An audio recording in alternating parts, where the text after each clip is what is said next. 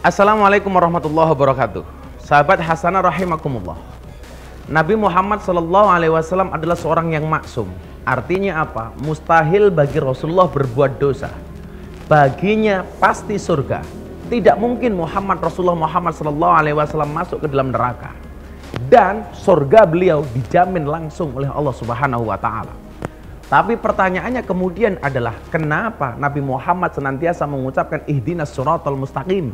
Wahai Tuhanku, tunjukkan kami ke jalan yang lurus. Karena yang bisa menjamin keberlangsungan hidayah hanyalah Allah Subhanahu wa Ta'ala. Maka saya sering mengatakan, tidak ada seorang pun yang bisa menjamin keislamannya. Orang yang hidupnya dalam keadaan iman, dalam keadaan Islam, belum ada yang bisa menjamin dia akan mati dalam keadaan iman maupun Islam.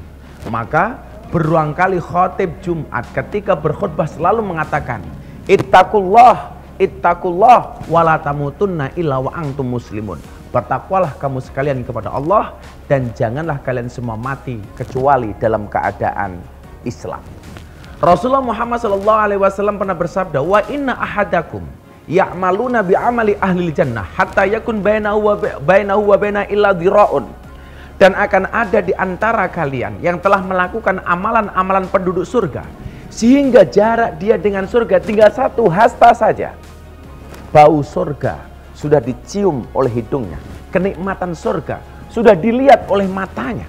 Tetapi apa? Fayasbitu alaihil kitab, catatan takdir merubah hidupnya. Faya'maluna bi'amali ahli nar, di akhir hidupnya dia melakukan amalan-amalan penduduk neraka. Fayadkhuluha, dan Allah memasukkannya ke dalam neraka. Maka dalam sejarah, lembaran sejarah kita melihat bagaimana orang yang hidupnya dalam keadaan Islam, matinya dalam keadaan murtad. Kenapa? Karena hidayahnya dicabut oleh Allah Subhanahu wa Ta'ala. Bal'am bin Bahuro, seorang ulama besar, matinya dalam keadaan murtad karena kesombongannya. Rajal Unfuah, seorang delegasi sunnah, ketika Musailamah al-Kadzdzab mengaku sebagai nabi, yang diutus untuk mengingatkan Musailamah al-Kadzdzab adalah Rajal Unfuah. Dan Anda tahu, Rajal Unfuah mati dalam keadaan murtad. Seorang delegasi sahabat Rasulullah Muhammad SAW, Ubaidillah al-Jahsy, kemana-mana peperangan Nabi Muhammad dia mengikutinya. Tapi kita sama-sama tahu, Ubaidillah al-Jahsy mati dalam keadaan kafir. Kenapa? Karena kegemarannya minum khamr. Maka saya selalu mengatakan, sesungguhnya ketika Allah memberikan kita hidayah, juga memberikan kita musuh. Siapa musuh kita? Setan. Innahu lakum aduwwum mubin. Sesungguhnya setan itu adalah musuh kamu yang paling nyata.